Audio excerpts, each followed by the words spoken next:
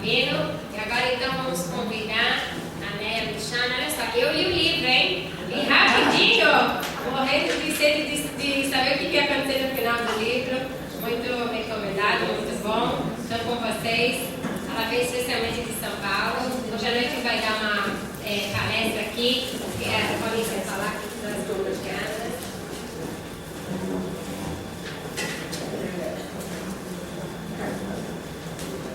Depois a gente vai ter hoje um sorteio do livro. Vocês já receberam o papel da entrada. Sabino, Nanis querida, obrigada pela oportunidade. E eu fiquei emocionada quando a gente começou a falar com a Tefilá. A oportunidade de poder falar as palavras, a reza, que há algumas centenas ou alguns poucos milhares de anos se faz, é uma oportunidade única, né? Que mantém viva a nossa tradição judaíca. Muito bom, vamos começar porque teve bastante conversa hoje. Um livro é o objeto de arte e cultura mais misterioso que existe. Por quê? Vamos pensar, quando a gente vê um quadro, a gente vê aquele quadro pintado, a gente bate o olho, a visão. Já captou o movimento, as cores, gosta, não gosta, uma coisa antiga, é abstrata, é concreta, o que é? Uma música a gente escuta, né, com a audição, 5 órgãos do sentido, já sabe, eu gosto dessa música, ela é rápida, ela é lenta, ela é legal, ela é judaica, ela é, enfim, é rápido, é meio quase que instantâneo. Um alimento bom, né, uma comida, tem aquele gourmet que faz, então a gente põe na boca, o paladar já capta rapidinho a comida. Pode ser uma arte, também um objeto de cultura, a gente viaja no mundo para conhecer as comidas e a gente sente, é doce, é salgado, quer dizer, rapidinho sente. Perfumes, nós tiramos a fragrância e rapidinho já sentimos a fragrância, se eu gosto, é doce, tá? Um livro de todos os objetos de arte e cultura que existe é o que há de mais misterioso. Rosana, eu vou te pedir um livro aqui para mim, tá? Mais misterioso. Por quê? A gente olha uma capa, o que tem dentro desse livro? Será um romance? Bom, até que está escrito na capa a gente sabe, mas quem são os personagens? A gente usa os 5 órgãos de sentido para ler um livro, porque pode descrever uma paisagem que a gente imagina, né? Então a gente enxerga com a nossa imaginação, pode descrever uma comida que a gente até pode ficar com água na boca, e assim vai. Então os 5 órgãos dos sentidos tá no livro, num qualquer, né, livro, e além disso é muito misterioso. Será que vai me enriquecer? Será que um livro vai me preencher, me inspirar, me ensinar? Que será que eu vou conhecer amigos novos através dos personagens? Então, o livro de todos os objetos de cultura e arte que existe é o mais misterioso. A gente precisa muito tempo, precisa dos 5 sentidos para conhecer. Como foi que eu escrevi um livro? Eu sou psicanalista, ou seja, eu atendo no consultório. E eu sempre quis escrever. Esse era o sonho da minha vida. Desde criança eu gostava e eu queria escrever um livro. Mas eu precisei de muitos anos de experiência clínica para aprender a transformar a palavra na minha matéria-prima. Vejam só, quando a gente atende em consultório, os pacientes contam sonhos. Eles trazem uma imagem e eu transformo essa imagem em palavra. Eu vou dar um exemplo para vocês, porque eu acho que é muito enriquecedor. Certa vez eu atendi uma paciente, entre aspas, parênteses, posso sim relatar casos do consultório, contanto que eu cuide, ético, seria já citar o nome mesmo, vocês não conhecem, mas eu acho que é enriquecedor conhecer esse pequeno caso que eu trago e como eu transformei a palavra na minha matéria-prima. A paciente era uma pessoa que já chegou no meu consultório separada e sofria muito com isso, tá? By the way, assim, tô ficando conhecida em São Paulo como uma psicanalista que ajuda a preservar a família, tá? Então, quando vem, eu percebi que que os casais vão se separando não porque de fato aquele marido, aquela esposa tem algum problema grave, sabe? Eu vou vendo que um vai transformando o outro em depositário das frustrações dele, né? Então, tanto faz se fosse o João, o Antônio, o José, o Jacob, o Abraham, ia ter problema, ia querer se separar, entendeu? Então, eu vou trabalhando muito isso. Claro que tem situações que precisa, né? Tem situações graves, então, claro que não sou assim tão radical, estou muito aberta. Mas então essa paciente chegou no meu consultório e ela era separada, e ela que quis a separação, e ela estava muito chateada, porque o ex-marido tinha uma namorada. E ela dizia assim: Leia, minha mente passa o tempo todo com a cabeça nesse casal, né? Meu ex-marido com o atual dele. O tempo todo eu estou pensando, eles viajam, eles saem, eles estão curtindo a vida e eu estou de fora. E aí eu já estava separada, ele já tinha outra, quer dizer, já chegou nessa situação. Falou: olha, fulano, o negócio é o seguinte, isso está atrasando a tua vida. Isso, você está botando energia numa coisa que está te aprisionando, te clausurando.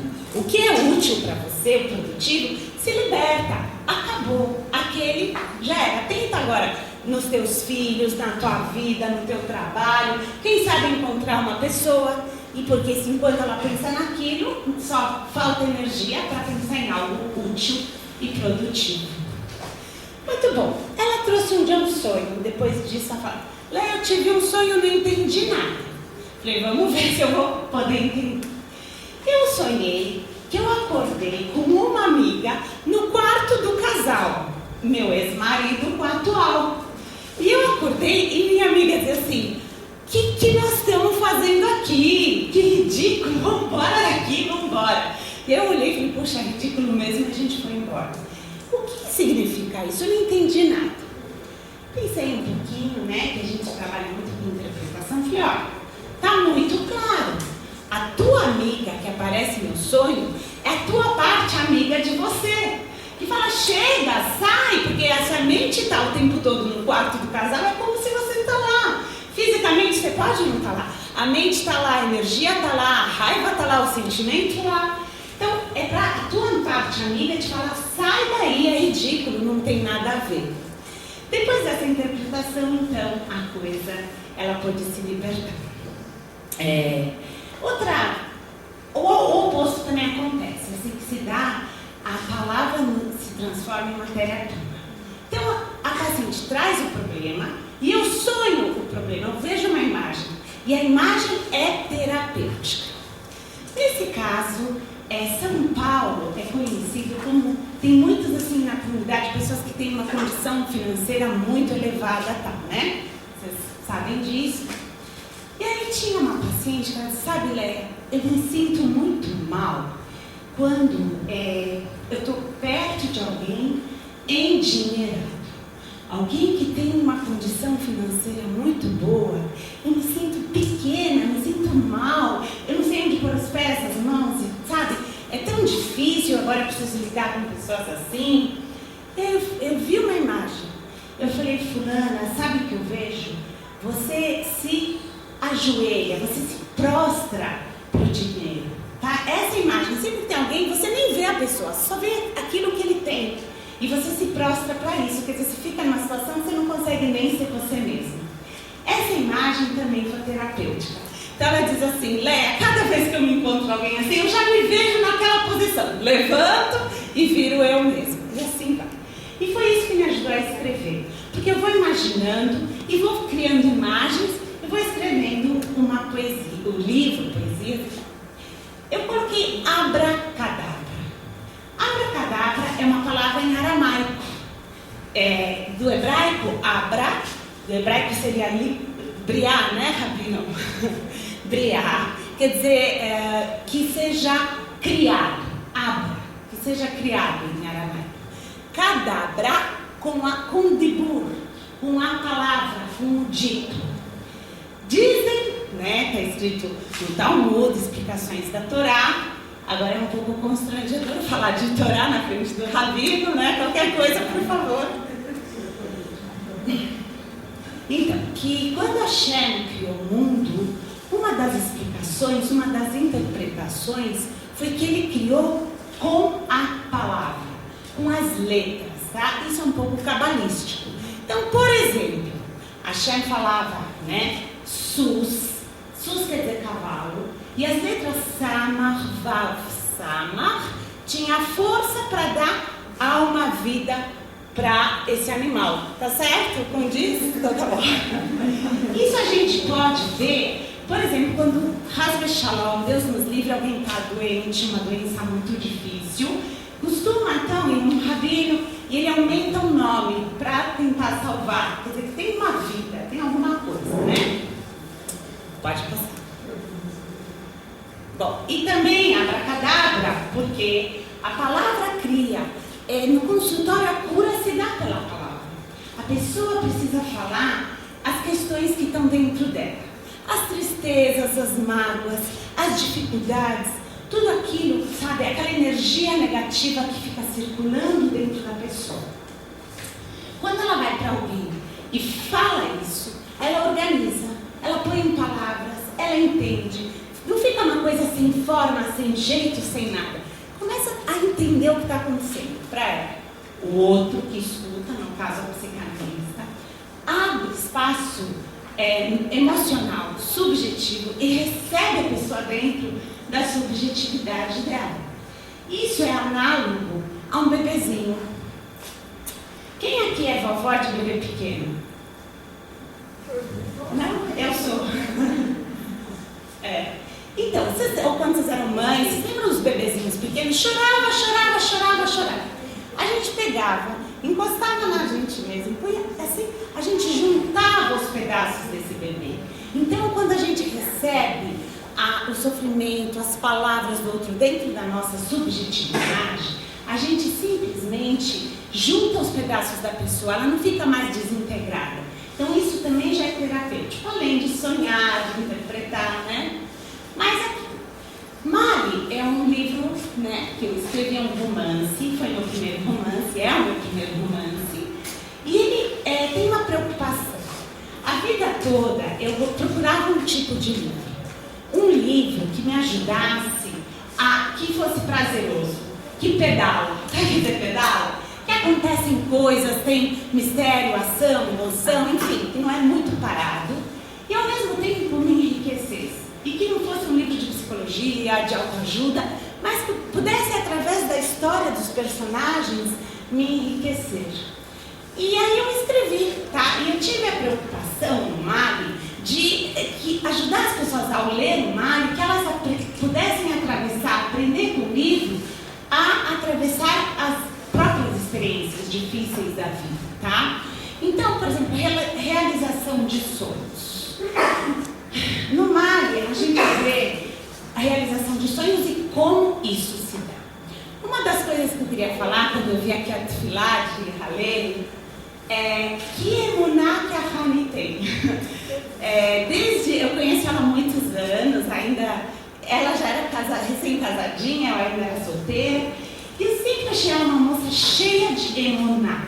Emuná é fé, emuná é acreditar, emuná é ter esperança, né? Para nós realizarmos sonhos na vida, é importante acreditar. Se a gente acredita que a gente vai, como no caso da Mari, ser trapezista, equilibrista, se a gente acredita, a gente tem força para buscar dentro da gente esse talento, esse potencial e treinar e buscar um lugar para fazer isso, certo? Um circo, alguma coisa. Tudo na vida é assim. Por exemplo, imagina, como é seu nome? Olga. Vamos supor que a Olga perdeu aqui dentro dessa sala um pingente. Ela estava falando com alguém, mostrou a bonita aqui dentro. E de repente, perdi. Ela tem certeza que este pingente está aqui dentro, porque ela viu. Então, até que ela não vai encontrar, ela não desiste. Eu entrei, eu mostrei esse pingente para, como é seu nome? Para Frima. Aqui dentro não saí, isso está aqui. E isso, essa crença, essa fé, essa esperança vai fazer a Olga procurar até achar. A mesma coisa com tudo na vida. Se a gente acredita, se a gente tem fé, isso dá força para a gente procurar. Então isso está no livro de alguma maneira. Perdas. Quem leu Mari? A Rani. Rani não leu ainda. Então, Rani, por favor. Perdas. O livro lida com perdas. Quem nessa vida teve perdas? Só eu? Perdas. Perdas, frustrações, pessoas, enfim, né? Perdas de sonhos também. O livro ajuda a gente a atravessar perdas. Perdas pequenas até, né? Não precisa ser grandes. Então, não precisa ser o mesmo trabalho que aconteceu com a Mari, mesma perda muito grande, mas ver como essa menina conseguiu lidar com essas perdas. Crise. Todos nós passamos por crise. Quem passou da adolescência, nós passamos por crise. Porque crise, adolescência é uma crise. Crise em chinês é escrito com 2 ideogramas, tá? Um significa perigo e o outro oportunidade. De fato, as crises são oportunidades. Pode ser perigo e oportunidade, se a gente souber atravessar uma crise. Por quê? Vamos ver. Na vida, todo desenvolvimento, evolução do ser humano, tudo que a gente for ganhar, a gente precisa perder. Não dá para ganhar algo sem perder outro. Não dá. Veja só, um bebezinho vai nascer, perde o útero, perde aquela vida maravilhosa intrauterina que ele tem. Calorzinho da bolsinha de água quente da mamãe, lá dentro, né? Ele perde o oxigênio, não precisa respirar. Tudo vem pelo cordão umbilical. Perde a vitamina, a proteína, agora precisa comer. Ele precisa fazer funcionar o aparelho digestivo. O intestino é muito trabalho nascer. Então, mas para nascer, perde o útero.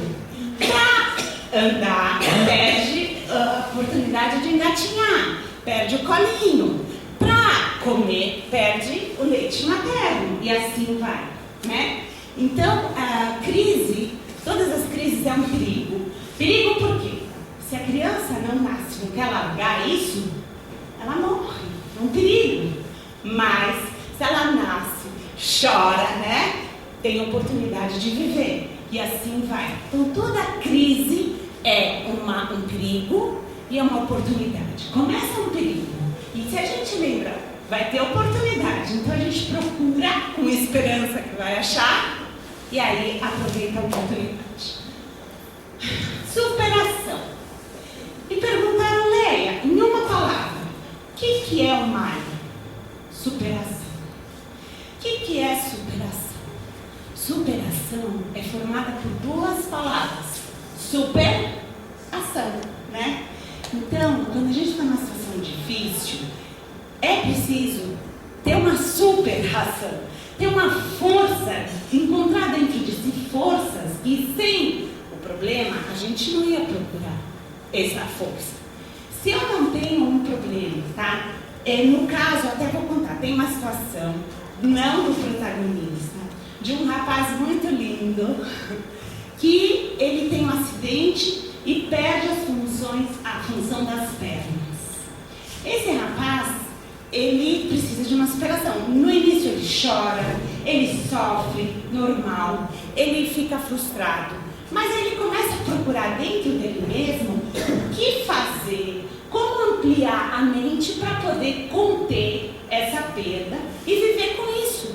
E ele superou de tal maneira que ele ficou grato pelo acidente, tá? Ele encontrou a arte na vida dele, deu sentido para a vida, ele adorou aquilo. Ele perguntou, falou assim, se não tivesse acontecido o acidente, eu não ia encontrar isso, né? Então isso é superação.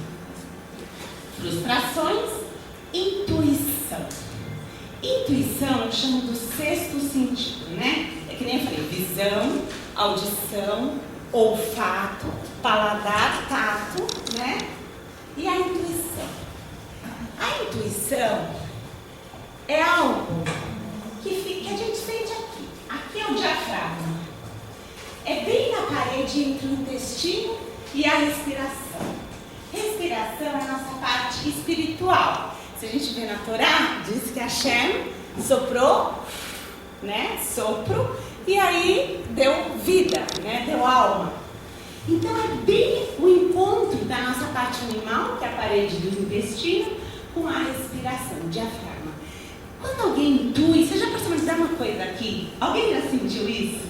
É aqui, é bem aqui. Mas a gente não presta muita atenção. Quanto mais a gente prestar atenção e pensar, e desenvolvendo o nosso aparelho para pensar, mais a nossa intuição vai ficar afiada, tá? E no livro tem uma intuição muito linda, né? Que eu não vou contar, que vai estragar. Entre a Mali e o Pietro. Pietro nasceu num shtetl. Vocês sabem o que é shtetl? Lá de 1900, antes da guerra. E os antepassados da Mali também. Ele morava na ilha de Capri, né? Na Itália. A gente vai viajar por lá, conhecer. Quem já foi ao vivo vai rever, e quem não foi vai ir. Inclusive lá eu falo de uma pousada chamada La Dolce Vita. E aí uma pessoa falou assim: eu tô indo para a ilha de Capri, aonde fica a pousada? Eu falei: na minha cabeça. Né? Mas é uma pousada que seria legal se existisse, né? Vamos ver, quem sabe. Quem aqui não passou por abandono, exclusão, rejeição e dor? Alguém não passou por isso? Todos nós. Então tudo isso a menina passa e isso ajuda a gente a atravessar. E não é só na infância, não. A gente mesmo sendo adulto, 50, 60, 70 anos, a gente fica chateado quando a gente se sente excluído, quando a gente se sente abandonado, né? Pô, podia ter me dado consideração, né? Quando a gente sente um bullyingzinho, poxa, todo mundo combinou, menos eu. Então, como atravessar por essas situações também? Bom, tudo isso vai ajudando a gente a desenvolver a capacidade de contar com a gente mesmo. A gente tem às vezes um costume de transformar o outro em bengala, né? Poxa, o outro não me levou para tal lugar, não me telefonou, por causa dele eu não fui. Gente, não. Se nós temos alguém nesse mundo, é nós mesmos, tá? Sartre, o filósofo, dizia assim: não importa o que a vida fez com você, o importante é o que você faz com você, apesar do que a vida fez com você. Então nós somos responsáveis pela gente. Se a gente não fez aquilo que a gente queria e a gente quer procurar culpar alguém, eu acho que o livro nos ajuda muito a pensar nisso. Por favor. Bom, os protagonistas é a Mali e o Pietro, tá? A Mali, ela sabe da onde ela veio. Ela é uma menina judia, conhece de onde veio o pai e a mãe, conhece as tradições, conhece a família, como eles vieram para o Brasil, tudo. O Pietro é um rapaz que foi adotado. Ele foi adotado por uma boa família, mas ele não sabe se ele foi adotado porque ele foi abandonado, rejeitado, excluído, se os pais morreram. Isso perturba muito ele, certo? Então o Pietro, e dois movimentos são opostos, porque a Mari perde tudo no presente, mas ela tem o resgate do passado. Elas têm raízes porque ela sabe de onde ela veio. O Pietro tem pai e mãe, adotivos são muito bons, mas ele está perdido, ele não sabe quem ele é, de onde ele veio, a que povo ele pertence, e ele vai atrás. Então são opostos interessantes. Aqui nós temos os personagens desse livro. É interessante que só depois eu vi que todos eles habitam dentro de nós. É uma faceta do nosso eu. Por exemplo, né? Bino é um rapaz, é um menino do orfanato que ele adora intelectual, né? Então todos nós temos nosso ladinho intelectual. A Tati é patricinha, o nosso lado, né? Assim, mais, como se falar aqui, gosta de se arrumar, mais Tati mesmo. E assim vai cada uma. A Martina, né? Que ela vai sentir muitos ciúmes. O Ben é com ele, tá? Que veio errado. O Ben, a Rachel. A Rachel, eu vou falar sem querer, eu nem sabia que eu ia vir falar aqui, foi na época que eu escrevi. Tem uma história parecida com a Rachel e Leia, né? E a gente vai falar um pouquinho. Pode passar.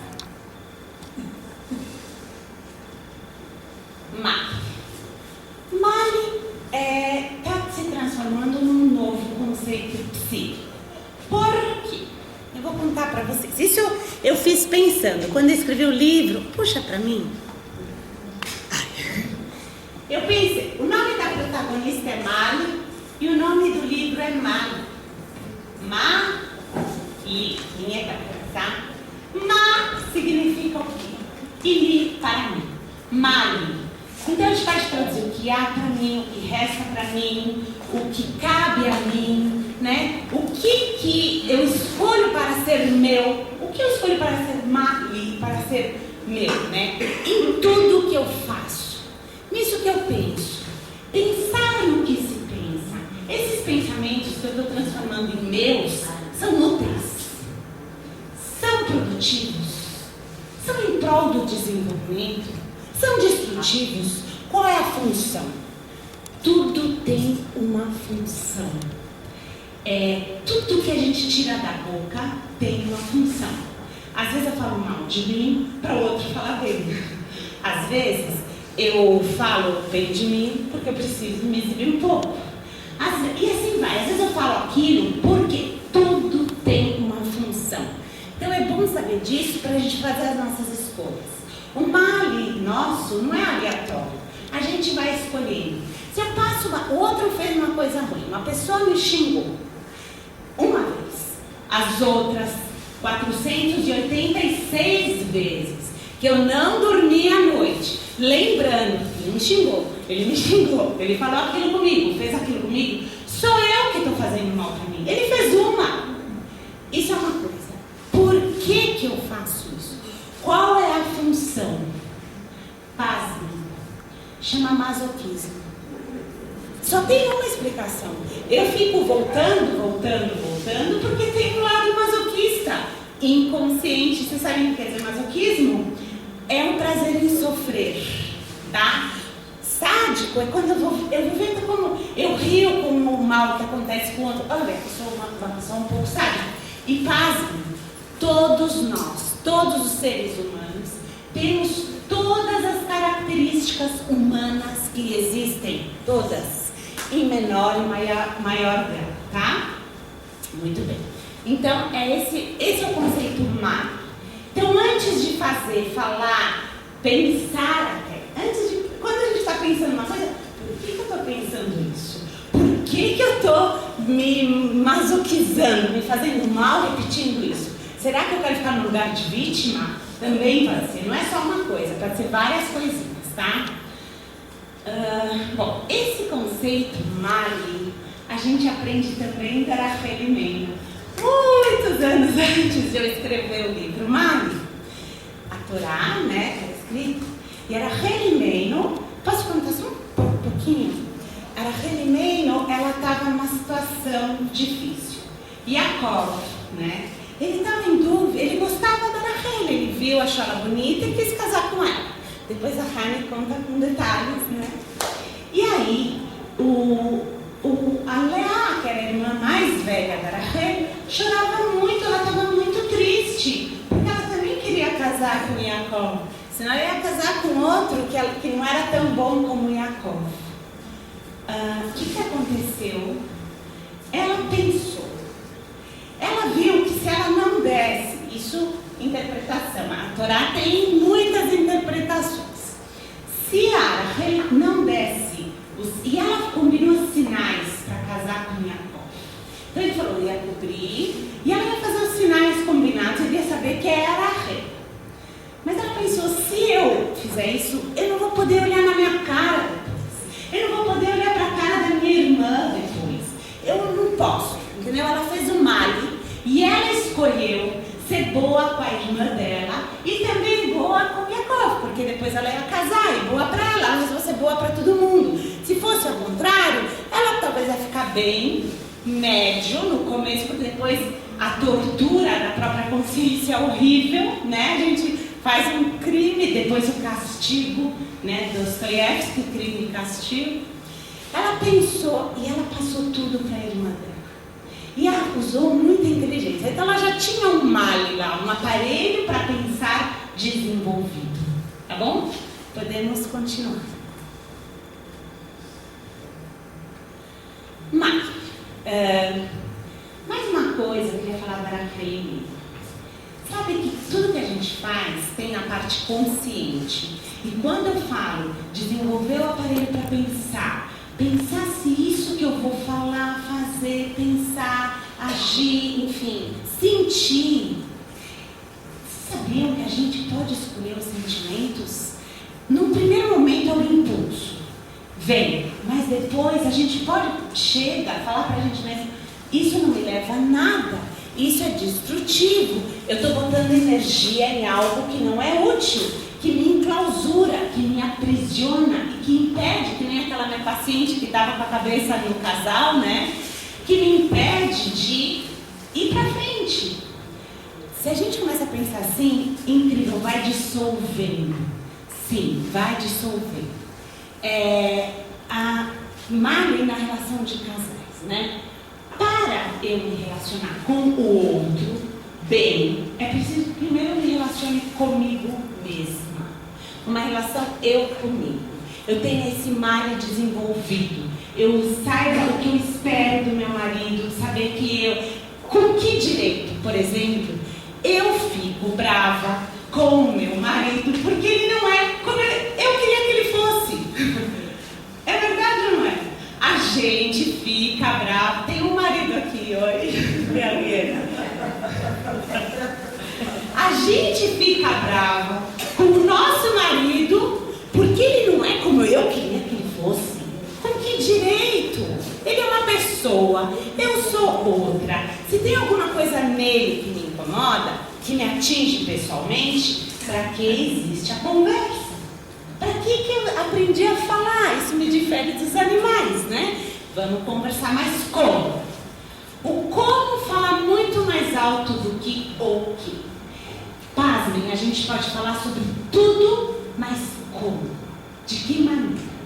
Uma maneira muito útil da gente falar para o outro, coisas que podem magoar, é não falar assim, você deixou a meia suja, os filhos, o marido também. Você deixou bagunça, você. Ferrou tudo. Quando a gente joga pedras, o outro põe um escudo e devolve. Não levou a nada. Quer falar alguma coisa? Tá. Como a gente faz? Eu. Na hora de reclamar, é eu. Sabe, marido, né? Eu fico chateada quando eu entro na sala, vejo tuas meias. Eu fico irritada, eu fico triste. Eu preciso sair mais sábado à noite. Eu preciso de mais atenção. Opa, agora vai. Assim é uma maneira útil de se falar. E aí a gente sente o eu, mas não assume o eu. A gente joga o eu na responsabilidade do outro. Olha a mistura. Tudo que acontece, a gente tem... O outro me xingou, nem eu falei no começo, né? Vamos supor. Ele agiu mal, ele fez uma coisa errada desse tamanho. Mas alguma coisinha eu fiz, alguma parcela de responsabilidade é minha nisso que aconteceu. E o negócio é esse. Olhar para a culpa do outro não me leva a entendimento algum, não me faz crescer, não faz eu evoluir, não adianta, é só jogar pedra no outro. Quando eu olho para a minha parte, nem que seja pequena e a dele é enorme, agora eu vou crescer. Aí sim eu me desenvolvo, tá? Pode mudar, por favor. Sim. Mali na relação com os filhos. Quando a gente tem filhos, as ideias mames, eu vou dar uma diquinha que eu também aprendi no consultório. É bom a gente se pôr no lugar do filho. A gente se coloca no lugar de adulto, com as habilidades que a gente tem como adultas, e fica brava que o filho não é como a gente. Poxa, são 30 anos de diferença ou mais. Como que eu faço isso? Então a primeira coisa é me colocar no lugar e lembrar de como eu era quando eu tinha a idade dele, tá? Número 1. Número 2. Criança sofre. Criança gente não vê, porque ela só ri, brinca, não tem resposta, mas crianças sofrem muito. O filho chega da escola morrendo de fome. Teve um almoço que não foi legal, ele preferiu jogar futebol do que comer, não sei. Chega assim, se comendo o estômago por dentro. A mãe fala, já lição. Mãe, eu tô com... Já lição, o banho. Então a gente não pensa, a gente pensa que eles não pensam, eles não sentem, só nós. Como então a gente pode fazer? Filho, você prefere comer primeiro, tomar banho ou fazer lição? Opa! Né? Então lembrar disso. Isso vai ser outra coisa. Validar e legitimar os sentimentos dos nossos filhos. Domingo é dia de visitar a Bob, né? Eu também sou Bob, eu tenho 2 netinhos. Domingo é dia de visitar.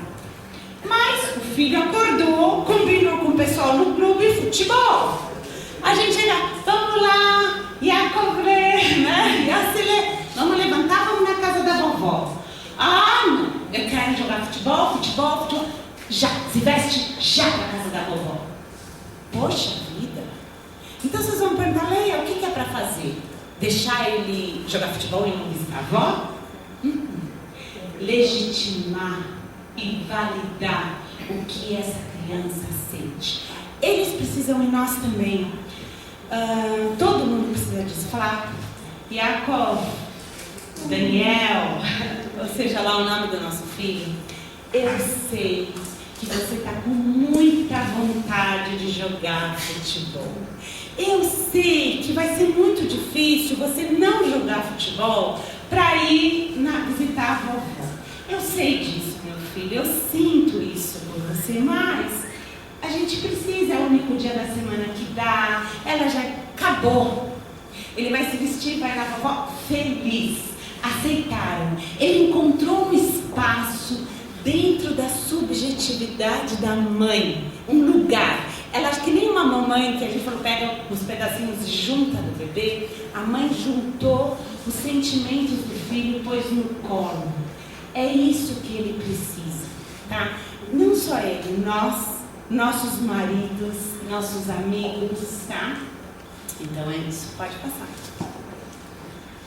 Um dia a gente fala só de marido, só de filho.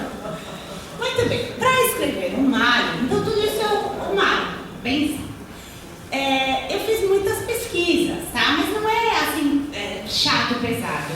Quem leu, acho que foi só a Rani, ainda bem que você leu, vai ver que passa rápido, mas não é coisa assim, enriquece a gente, além do sentimento, dos pensamentos, enriquece a gente de conhecimento, tá? Eu fui ver como viviam os judeus em 1900, antes da guerra, então um pouquinho a gente passeia pelo Shtetl, onde viviam nossos avós, bisavós, tá?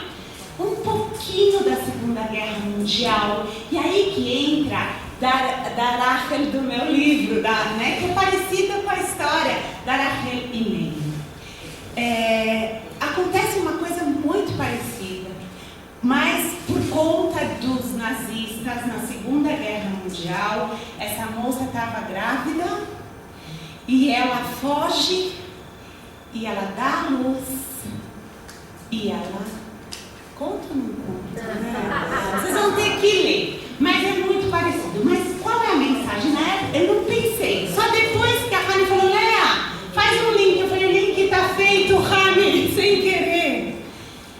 E aí o que fica? O principal, nós vivemos, vamos supor, 120 anos, tá? Se Deus quiser, vou dar aqui a brachara, aos rodas com saúde, tudo bem. Mas não mais. Nossa existência no mundo é um período. Antes de nós tem mundo, tem vida, e depois de nós tem mundo, tem vida. Então é saber que esses 120 anos de existência é para a gente aproveitar tudo que foi possível dos nossos antepassados e deixar para o mundo, né? O que é possível, que nem alguém falou, o Rabino contou a história da mãe, né, que foi no Rebbe e falou, então tira o meu nome. Muito bom, é isso. Quer dizer, seria bom se pudesse deixar os dois. Quando tira meu nome e deixa o meu filho, isso a Rachel não fez, né, tadinha? Ela deixou o filho no mundo e ela não pôde ficar e a Rachel dessa história também, e graças a isso vai ter o Pietro e tudo mais, né? Imigração. Provavelmente os pais, avós de vocês eram imigrantes, né?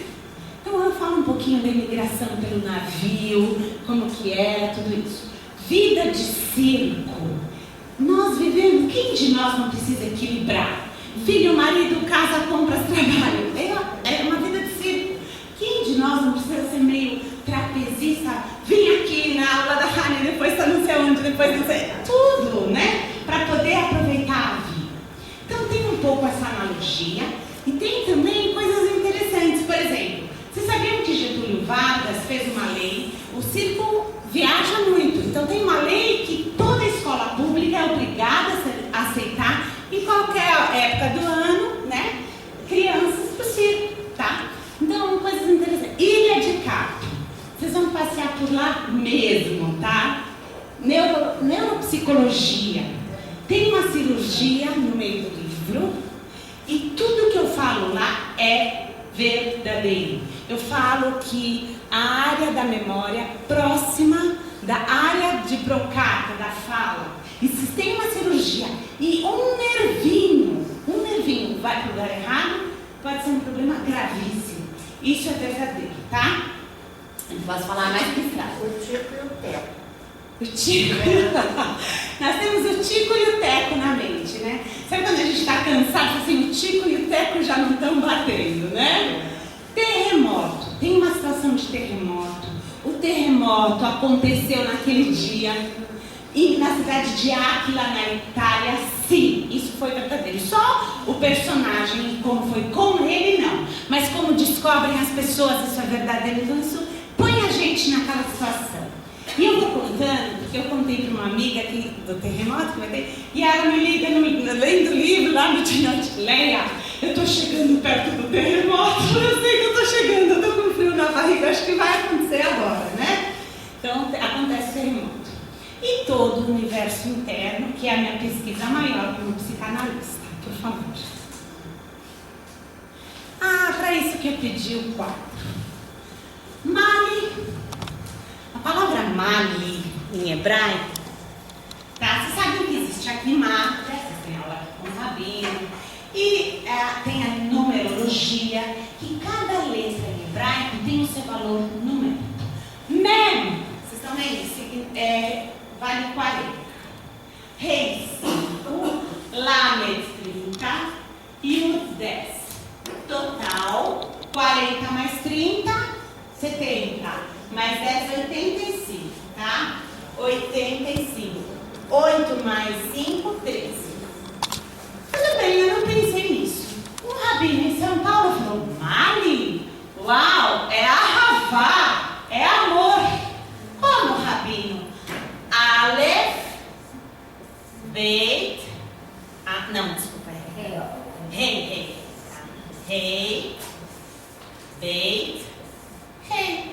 Aleph 1, Rei 5, Beit 2, Rei 5. Quanto dá total? 13. Mesmo valor numérico. Mas faz todo sentido. Se eu tenho um Mali, eu vou ter uma vida construtiva, uma relação afetiva com o marido, com o filho, com o amigo, comigo mesma. Ela fez assim, como é seu nome? Fania, comigo mesma, príncipe em primeiro lugar. Então, eu tenho uma vida de amor, construtiva. Tem um ditado que eu gosto muito, que é só o amor constrói. Verdade. Para eu ter essa relação boa com meu filho, de validade, de legitimação, não precisa de amor? Precisa, porque se eu não tiver amor, eu não estou um pouco me lixando. E aí vai ser destrutivo. E aí acontece que o filho cresce magoado com a mãe, sabe, com aquelas expectativas frustradas, tá? Faz todo sentido. E aí outro rabino leu o livro e falou, leia, mas não é só Ahavá. Errad. Aleph, Het, Dalet. 1, 8, 4. Quanto dá 8? 9, 10, 11, 12, 13. Ainda bem. 13 é o mesmo valor numérico. Mas faz todo sentido, rabino. Por quê? Porque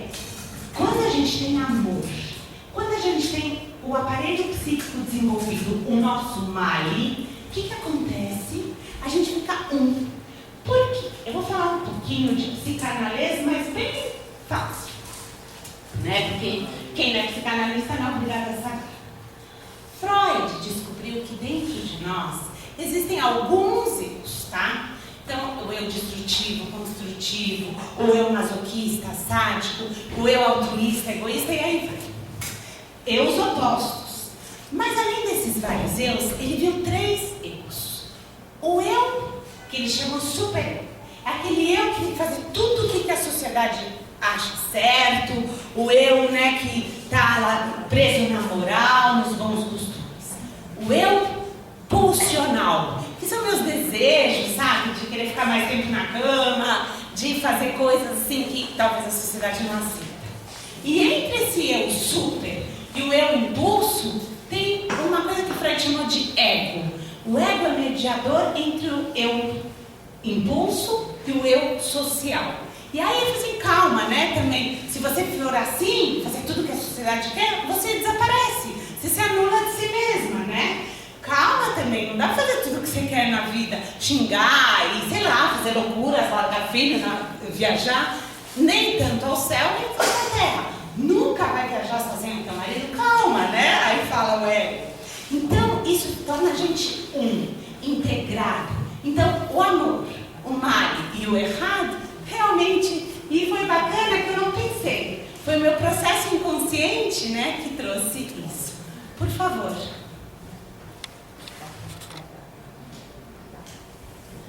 Agora, bom, agora só um gostinho do Mali de 1 minuto e meio.